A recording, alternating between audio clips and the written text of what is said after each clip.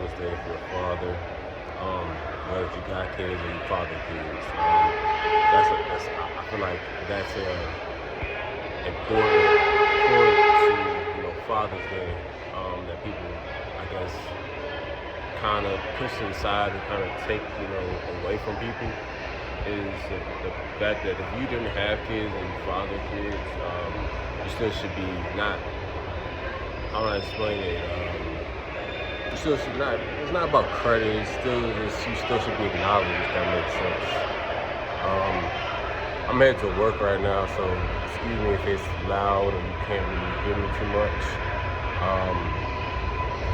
So coming over here briefly. It's been a while. A lot of things have been going on. I tried to go live, but YouTube says you gotta have 50 subscribers to go live, which is crazy. I know I got at least, I want to say at least 30, maybe 40. But yeah, it's everybody's here for the World Cup, and it's not chaotic, but it's a lot going on. It's beautiful, it's colorful. You know what I'm saying? City is definitely, it gives me, I feel like it's funny, I feel like I'm in DC, not to, pretty much, I'll explain, but it's just a lot of international energy here, global energy, for sure. But no, like I said, I was just trying to come here briefly to talk about, I wanted to talk about the Karmelo Anthony situation and my feelings and how I see it and everything that's been transpiring and how the narrative is being pushed as a racist narrative, but I don't see it as a racist narrative. And me personally, I say it is a self-defense situation. And that's just because just a lot of things are not adding up. For one, anytime someone says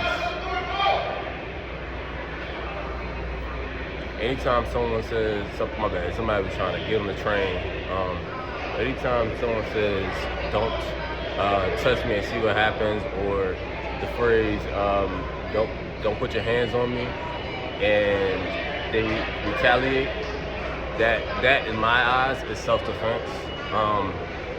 And anybody that talks about the whole having a knife and at a school and all that things, I really don't think they've actually been into physical altercations or had to just have some type of protection on their being in case. And this is not to say that having a knife or using the knife in that situation was justified or rectified. But in that situation of 4 guys walking up on me, and I'm 130, 5'8", and these guys are at least 6 foot, 200 something pounds, or 200 to 160 to 170, say you could say they play football and whatnot. I'm gonna have to defend myself at all costs, and it's just like I said, it doesn't look like. From what I've seen and what I've heard, things are just not adding up from, them having an all-white jury, which I don't understand how people still kind of saying this is justice was served. The judge and the prosecutor having some type of ties to Austin Metcalf's family, which pretty much everything should have been thrown out. And then on top of that, the perjury that Eddie Parr, I don't want to butcher his name, but the perjury that he had as far as to say that he wasn't Karmelo's friend when there's clearly multiple pictures of him at their house. So I mean, even if you could say, "Oh yeah, that's my girlfriend's boyfriend or whatnot," you still kind of had some type of interaction. So it wasn't like y'all didn't know each other. Y'all weren't close because there's multiple pictures showing that you guys were, not hugged up, but like buddy, if that makes sense. And it definitely seems like you kind of had some type of jealousy or felt some type of way into Carmelo Anthony up from the situation of, everybody says, oh, well, he shouldn't have been under the tent. That there's no, I mean, I get that point, how y'all feel about that part, but he was doing nothing wrong by being under the tent.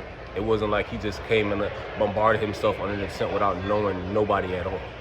There was an olive branch handed out, and that was from Eddie. When Eddie handed out the olive branch to come under the tent after it looked like it was pouring down raining.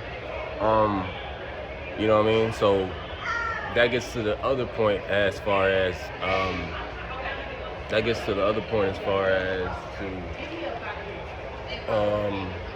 the pushing and shoving underneath the tent. The pushing and shoving underneath the tent is pretty much. It looks like there was three forces, if you will. The initial was Austin pushing Karmelo, and then after Austin pushed Karmelo, it looks like Karmelo tried to maybe push back. And as Karmelo is pushing back, and in my head, it seems like Karmelo had already took the knife out. So when Karmelo took the knife out, I don't think he was intentionally coming to stab Austin. I think it was more of a scare tactic. And when the second person, as you can see, there's a second person pushing along with Karmelo, and that looked like to be one of the other four boys. And it seems like when the second person pushed, as Karmelo was pushing, they might have pushed the blade into Austin, which entails pretty much caused the stabbing, if that makes sense. And with that being said, that's how, that situation kind of sounds like it transpires for the most part. And it just didn't seem like for a 130 kid to just fly up, a couple flights of bleachers, it doesn't seem, let's say, realistic, if that makes sense. Especially for it to be raining to fly up some bleachers, it just doesn't add up. It seems like it's like extra forces that pushed him up, because anyone that's an athlete knows that going up bleachers, especially when it's wet, is definitely not an easy task.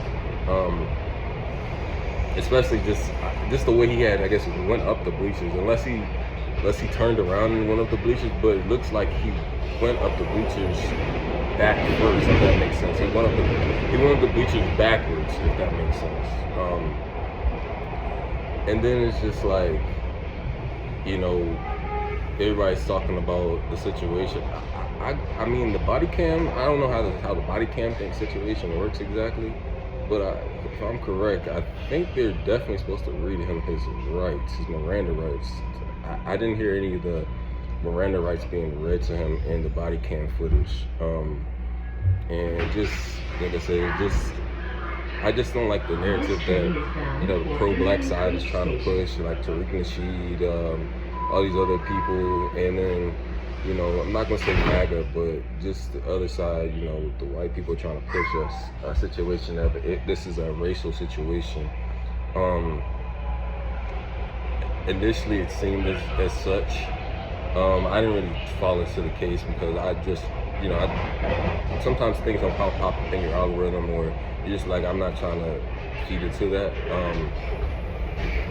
And it just funny it popped up because I revisited it again because in correlation to the Knicks winning winning the finals after 53 years, coincidentally is a palindrome to them giving Carmelo Anthony 35 years.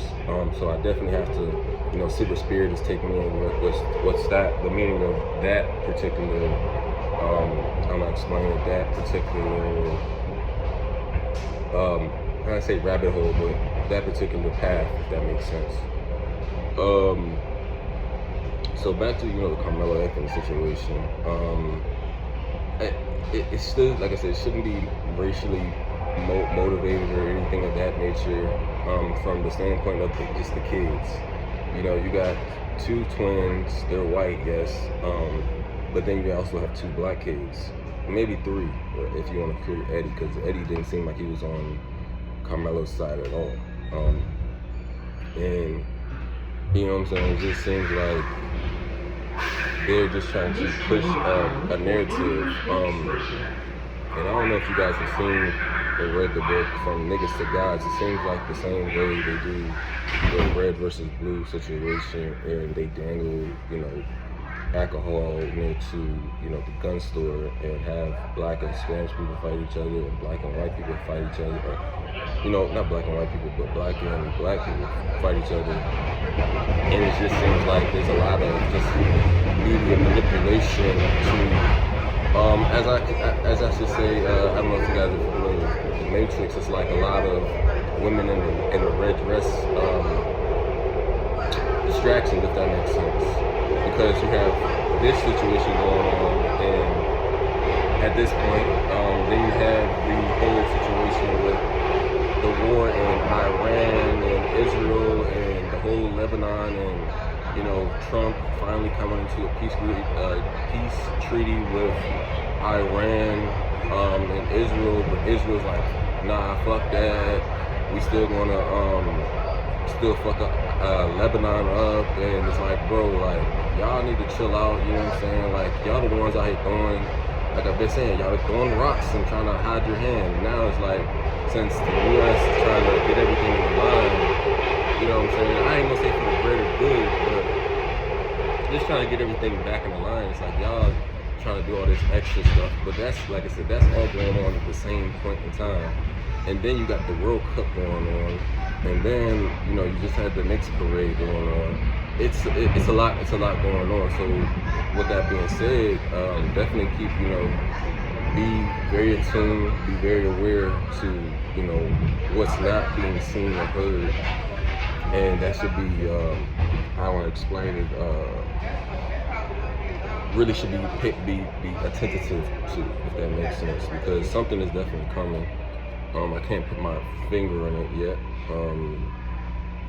but I haven't seen the Disclosure movie, but it definitely has to do with something along that nature. But I think that's also a distraction as well. This train is bound for Indian Creek Station. And I was gonna say, so from what the codes that I've heard so far, shout out Dreamwise, shout out Real Nagas, Kev, shout out Urban X, I won't say not TV, but Urban X podcast with Black Dot. And it's funny that because Black Dot brought it up, but they were saying it's like Dream was saying it's a bootleg Matrix, which I have to see it, but it's from what it sounds like. It sounds like it's like a Temu or Tubi version of the Matrix, and that was made on ChatGPT or something like that. And there was one point that Black Dot had brought up, which I hadn't heard anybody bring up, but I see it as one of my symbols, which was kind of funny. But anytime I see a red cardinal, I kind of see it as what is it called? My ancestors, or a certain sign. I don't know if you kind of catching what I'm saying. And I usually just, like I said, I just might blow like 3 kisses to it, you know what I'm saying? I don't know, that just probably came from maybe I was a teenager. But the red cardinal, I'm actually from Virginia, so the DMV area. The red cardinal is actually the state bird of Virginia, so that's why I kind of, when I see a red cardinal, it's like my ancestors are coming from, from Virginia to bring me some type of good fortune, some signs, some symbols, you know what I'm saying, some guidance, things of that nature. So they were saying it was saying that the girl in the movie, well, Black Dog was saying the girl in the movie, saying the girl in the movie was when I guess she saw a red cardinal, she had some type of awakening period that in tune put her into I guess into frequency with the nature and everything that was going on around, which pretty much is like your intuition, and the feminine aspect of I guess energy, you would say. So that was another, I guess an eye-opening, but another aha moment, as you should say. And I don't know, like a lot of things. It's no coincidence in certain types of things. And it's been like I've had little inklings and twinklings of things that I've known, but I don't know how I know these things. If anybody out there can help me, explain that, or understand or get more understanding, if that makes sense, I definitely would accept that help. But yeah, that's just it's ironic that was what was being decoded, and then because I've had these notions or some type of something in my head has been saying that Trump, and this is funny because I've been saying I feel like Trump is been from Back to the Future. I've been saying this since 2016. And it's, I don't know how to explain it. It's just, that's one of the things that just popped up in my head. And not to, tell you too much, but Back to the Future definitely has a lot of energy signatures with the Back to the Future. The dates,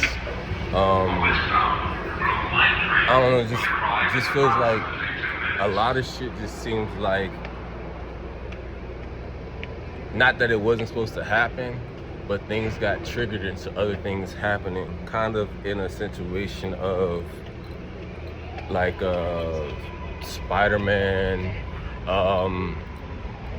the Spider-Man with Miles Morales, a lot of these time, I guess you would say, movies or things that deal with time and the webs of time and things of that nature have definitely just been what I've been feeling. And I did have a moment in 2012 that I did feel like myself from the future came back to, I don't know how to explain it, came back to, how do I say this, prevent myself from doing something.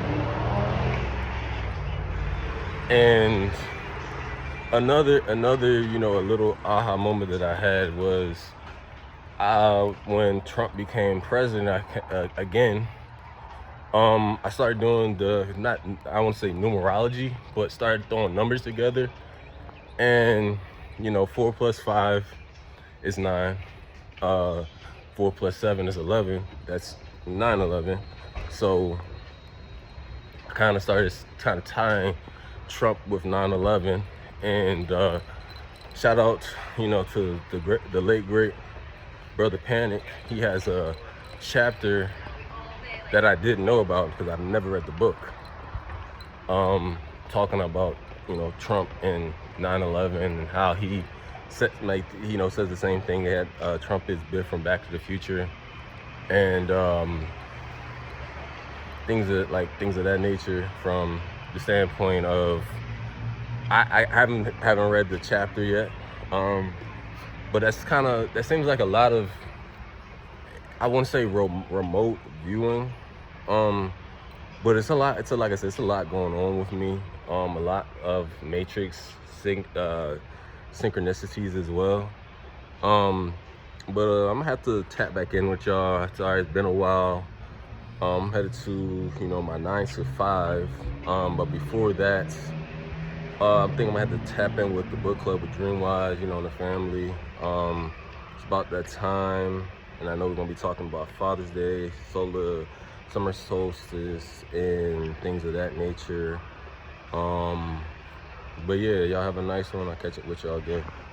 Hopefully we get to 50 so we can go live next time. Peace.